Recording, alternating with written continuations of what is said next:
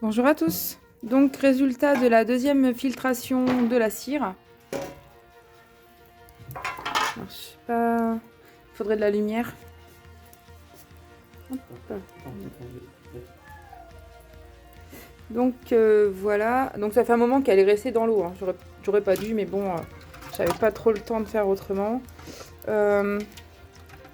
là évidemment. Donc en fait, là on voit déjà que l'eau, elle est déjà beaucoup plus claire que la première fois. Donc c'est déjà bon signe, ça veut dire que elle a comment il y a beaucoup moins d'impuretés. Je vais tenter de la sortir, voir comment c'est en dessous. Donc voilà. Hop. Et là, comme on peut le voir, c'est beaucoup moins foncé que la première fois. Là, par contre, elle est restée plusieurs jours dans l'eau. Hein. Donc, les impuretés, elles s'en vont très facilement.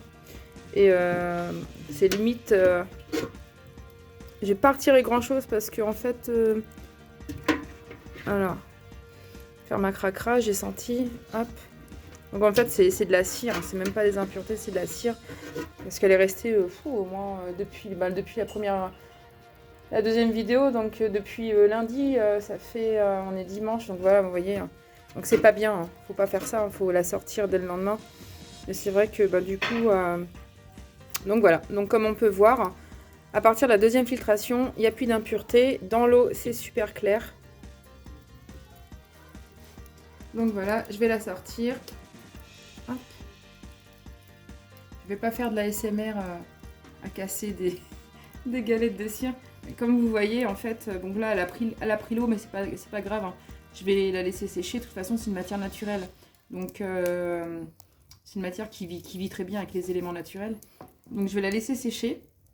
Et comme on voit, regardez, il y a vraiment... ça, c'est les impuretés, en fait. Mais autant vous dire qu'il n'y a plus rien, quoi. Il n'y a plus rien. Et tout le reste, c'est de la cire. Donc, il ne reste pas grand-chose hein, quand on voit ce que j'avais au début. C'est-à-dire une grande cocotte de stérilisation de 12 bocaux, là, qui était pleine de cire, d'alvéoles mélangées. Et qu'au final, il reste ça. Autant vous dire qu'il ne reste vraiment pas grand-chose, quoi. Du coup, ça c'est... Donc je vais la faire... Donc on peut regarder dedans aussi. L'eau elle est vraiment très claire. Voilà. Je vais la faire sécher. Et puis je pourrais l'utiliser comme bon nous semble en fait.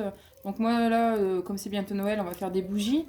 Je la ferai fondre dans un bain-marie, mais ça fera l'objet d'une autre vidéo. Je vous montrerai comment faire des bougies avec de la cire, de la pure cire d'abeille. Voilà, pour 0 € comme d'habitude quoi. Donc voilà, j'espère que cette petite trilogie vous aura plu. Et n'hésitez pas à poser des questions en commentaire. Profitez pour partager. Et je vous mettrai un lien aussi d'une vidéo qu'a fait la Vilaine Mémère avec fabrication de bougies à partir de feuilles de cire achetées en fait. Donc des feuilles de cire qu'on achète dans les magasins d'apiculture. Donc c'est pas donné. Et souvent il y a de la glycérine, hein, c'est de la cire mélangée avec de la glycérine. Mais voilà, ça fait de très très belles bougies. Et sa vidéo elle est super bien faite comme d'habitude. Hein, donc, puis la Vilaine Mémère elle présente toujours super bien. Voilà quoi, j'aime beaucoup sa simplicité, son humour. Donc il faut vraiment aller voir ses vidéos. Et du coup je vous mettrai dans la playlist en fait de cette trilogie, je vous mettrai le lien de la vidéo de la Vilaine Mémère. Et voilà. Je vous dis à plus tard. N'hésitez pas à liker pour référencer la vidéo. Et puis à bientôt. Ciao, ciao.